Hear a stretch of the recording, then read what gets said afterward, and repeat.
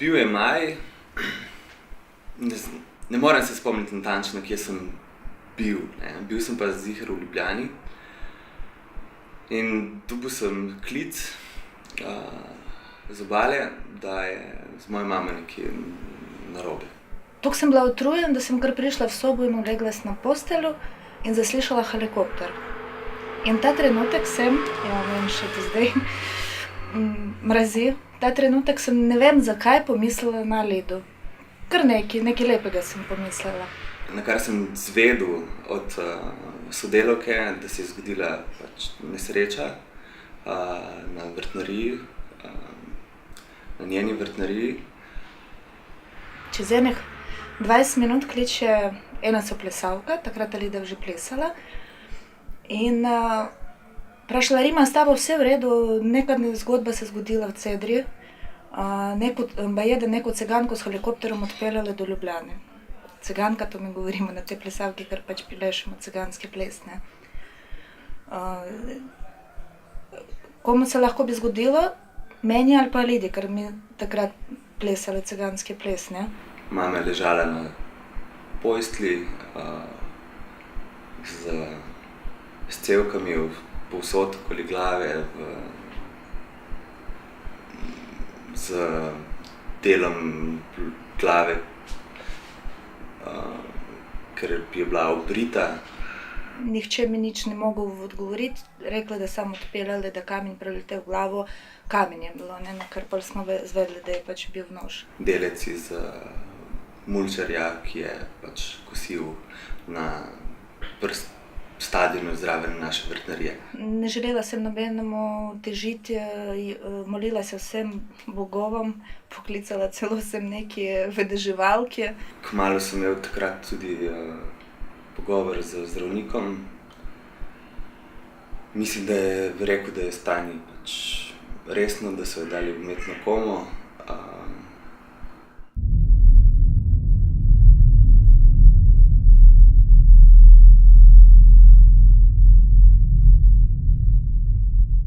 Jaz, ko sem prišla na to intenzivno nego, je ona tam ležala in jaz se nisem prepoznala. Imela je, torej ne samo obrite lase, imela je iznakažen obraz, imela je tiste krvave oči, spremenjen glas, tisto trpljenje, ki se je zavedala, v kakšnem položaju so bili njeni otroci. Nisem imela besed, enostavno sem bila šokirana, vem, da tisti dan nisem mogla niti jesti, niti spati. Zelo se poznalo sem na kako je Lida govorila, ker v bistvu ne govorila, samo izdajala zvoke. Učili smo jo hoditi, tega ne bom pozabila, ampak njena volja, njena želja, to se ne da opisati. Tretji dan že je imela magnetofon zraven, pa že počasi jo začeli dvigovati, pa je hotela, da mi smo že z njo kar vadimo naprej ciganski ples.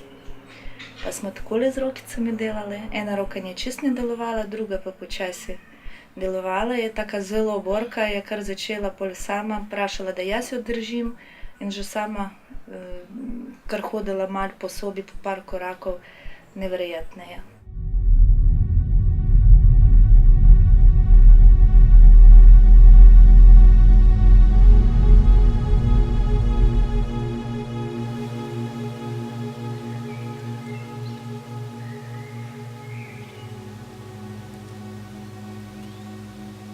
Najprej se spomnim, ko sem slišala mojega sina, mami, zbudi se, tudi mi te rahne.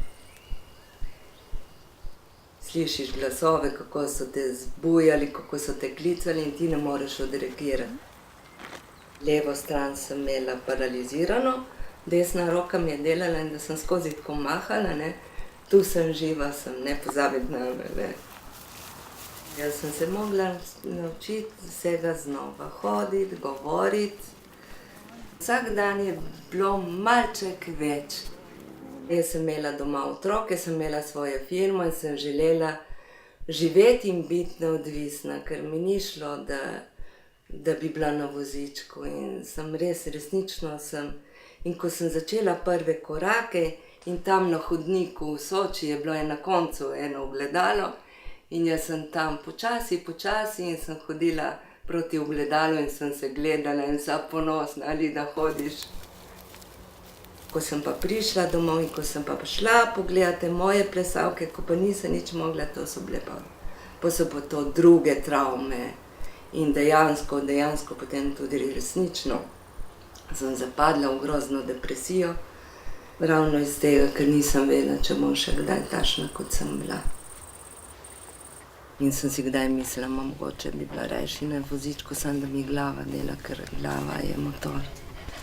Dejstvo je tudi zdaj, ko preberem, da osebe po poškodbi glave spremenijo osebnost in to je živa resnica. In sam nihče nas ni pripravil na to in da bom prišla in jaz se nisem poznala take in sem bila druga oseba. Nisem jaz se poznala, niso me poznali otroci, nobeden me ni poznal. Ker si tudi agresiven, ki prej nisi bil, ne, in to je tudi ena značilnost. In tako in je bilo tako hudo, da na enem trenutku sem želela tudi iti na oni svet. Nič sem si segla po življenju, kaj sem mislila.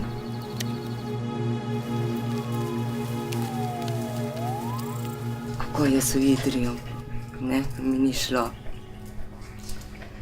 Ampak izbire ni bilo druge, ker to je, čim narediš tako stvar, moraš iti, ne. Jaz sem se upirala, ne, najprej, ker kaj ne bom šla, kaj bom jaz, kaj bojo moji otroci rekli, da imajo zmešano mamo, kaj bojo drugi, ne. Ta stigma, ki je zelo prisotna še vedno. No, in tako sem prišla gor, najprej sem bila en teden v zaprtem oddelku, no, to je pa res tista Idrija, ki je ne želi nobeden videti, ampak je. Sem preživela, a potem pa sem bila premeščena v 4. oddelek, tam pa je bilo zame, moram reči, super, res, tisto me je potem spravilo gor, neverjetna sprememba je bila. Jaz mislim, da če bi jaz, ker tudi to sem doživela, da pač depresija po moje me tudi ovirala zelo, ker po moje bi tudi veliko bolj napredovala, če ne bi bila v tem depresivnem stanju, ne. Jaz sem želela biti zelo samostojna, neodvisna in se mi je zdelo to pomembno, da lahko hodim. In se mi je zdelo, da s tem, ko hodim, da pridobivam na vseh področjih. Čeprav sem tudi pretiravala s to hojo, ne, kar pa ni vedno dobro za možgane, ker rabijo tudi mir in čas. To so bili moji pohodi in začetki hoje, tako da sem že ravnotežje dobivala. Tako da, ko sem samostojno šla, sem kar tu gor hodila. Jaz sem mojo vrtnarijo začela delati v glavnem iz nič in se spomnim, to je s takim veseljem, in to je bilo moje življenje. In jaz sem imela veliko ljudi, zaposlenih smo bili dobri in sem bila zelo dobra aranžerka. Poleg tega me je zelo veselilo in sem tudi delala največ na tem področju, da sem oblikovala vrtove, ogromno smo mi tega zasadili in te načrte, to mi je bilo. Pa razne šopke lepe, pa aranžmaje, pa smo hotel aranžirali, sem imela zelo smisel za to, ne. Sam pol po tej nezgodi se mi je pokvarila prostorska predstava, že to je en velik manko, ne. Poleg tega leva roka, s to, ki moraš držati šopek in, ne, je zelo pomembno, kako ti potem oblikuješ in to cvetje daješ in držiš. Jaz tega nisem zmogla več in pol se spomnim, pol ko so me invalidsko upokojili za polovični delovni čas, me je vseeno prizadelo, ne, kljub temu, da sem se zavedala, da ne zmorem, ampak vseeno, ker nisem želela, ker jaz bi najrajši delala, pač ni šlo, sem se mogla s tem sprijazniti. In, ja, in pol je bilo hudo, ko sem prišla v službo, pa sem videla moje punce, kako delajo in jaz nisem mogla te šopke in kolikokrat sem prijokala domov, ne, in je res to. In pol se spomnim, tudi Urška me to lažla, mami, saj drugi ne vejo, ne.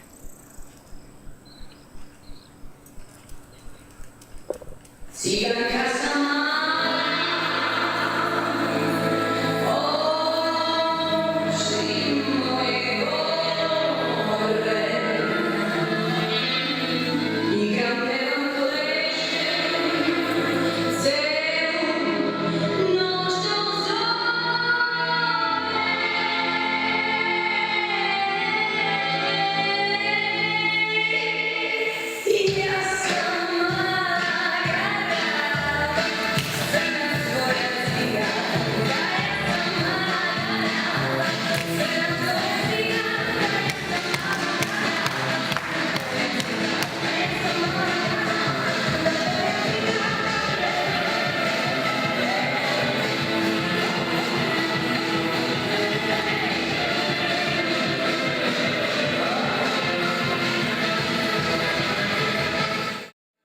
življenje gre naprej, jaz se izobražujem dodatno, tudi to.